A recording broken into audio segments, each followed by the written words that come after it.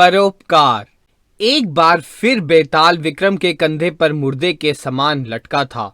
फिर कुछ देर बाद उसने कहा, राजा विक्रम, तुम बड़ा परिश्रम कर रहे हो। एक बार मुझे कंधे पर लाद कर चलते हो, तुम्हारा मन लगा रहे, इस कारण मैं तुमको एक कहानी सुनाता हूँ। विक्रम कुछ ना बोला। बेताल ने कहा, हे राजा विक्रम, हिमाचल प्रदेश में एक राजा जिमुतवाहन था। वह बड़ा प्रतापी तथा धार्मिक था। उसका यश दूर दूर तक फैला था। राजा जिमुतवाहन प्रजा का पालक भी था, किंतु उसका पुत्र अग्निवाहन महादुराचारी और कठोर था। उसने अपने पिता के जीते जी राजा बनने की इच्छा प्रकट की। इच्छा पूरी ना होने पर उसने अपने पिता को बल प्रयोग की धमकी दी। हे राजा विक्रम, धर्म का ख्याल कर।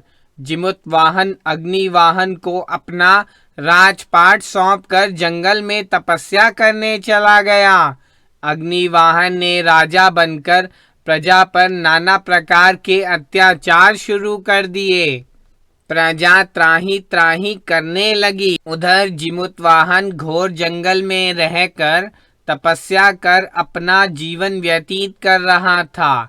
एक दिन जब वह भगवत भजन कर रहा था तो उसे एक बुढ़िया के रोने की आवाज आई। जिमुतवाहन तत्काल उस बुढ़िया के पास गया और उससे रोने का कारण पूछा।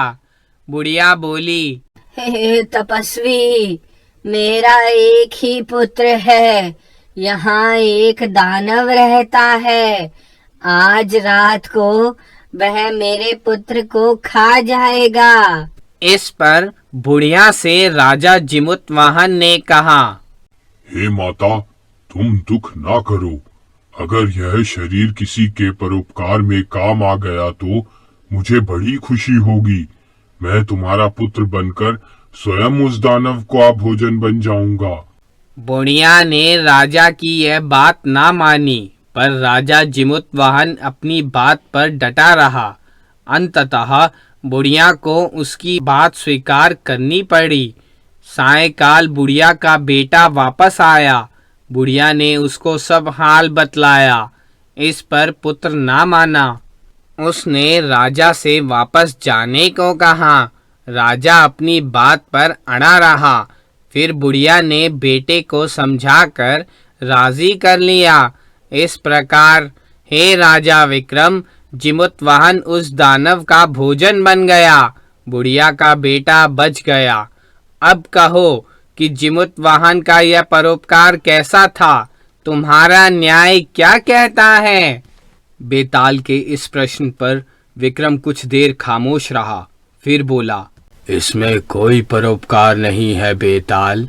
मैं कैसे राजा विक्रम? जिमुतवाहन का यह परोपकार व्यर्थ गया है। कैसी बात करते हो? जिमुतवाहन ने उस बुढ़िया का कितना बड़ा उपकार किया, क्या यह परोपकार नहीं माना जाएगा? विक्रम ने कहा, बेताल सुनो, सच्चा परोपकार निस्वार्थ होता है। मोक्ष और पुण्य की कामना से ही राजा जिमुतवाहन ने अपना बलिदान दिया। इसमें उसका अपना स्वार्थ आ गया। फिर जो अपने पुत्र के लिए कुछ ना कर सका, वह दूसरों के पुत्र का उपकार करे, यह तो अनुचित है। जिमुतवाहन को अपने बेटे अग्निवाहन के समक्ष झुकने के स्थान पर अपने प्राण त्याग देना था।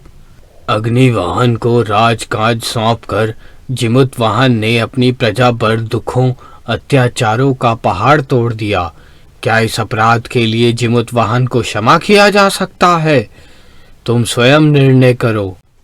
राजा विक्रम की बात सुनकर बेताल खामोश होकर सोचता रहा। फिर बोला, तुम ठीक कहते हो राजा विक्रम, तुम्हारा न्याय सही है। और इसके साथ ही वह अट्टहास करने लगा। भयानक अट्टहास करता हुआ वह वापस आकर एक बार फिर उसी पेड़ पर लटक गया। इस बार विक्रम को क्रोध ना आया। उसने बेताल को उठाकर फिर कंधे पर रख लिया और लेकर चल पड़ा। ताकि वह शीघ्रातिशीघ्र योगी के पास पहुंच जाए और कार्य समाप्त हो। तभी एकाएक बेताल हंसने लगा।